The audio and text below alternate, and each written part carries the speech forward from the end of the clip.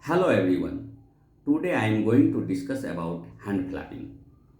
It is a stereotyped, repetitive hand movement that occurs up and down or side to side.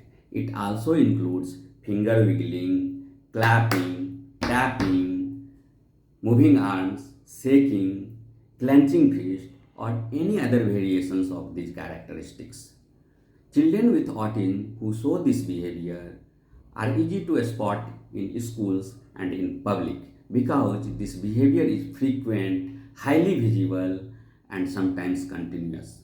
In fact, this is the most noticeable self-stimulatory behavior, also called stimming, in autism or other neurological and developmental disorders like ADHD and Down syndrome.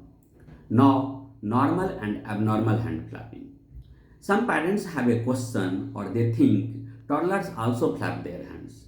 Sometimes 1 year or 1.5 year kids also clap his hand.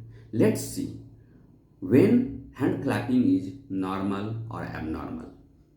Hands clapping in 15 to 18 months old kid is normal because in 15 to 18 months brain and body didn't have full control on each other.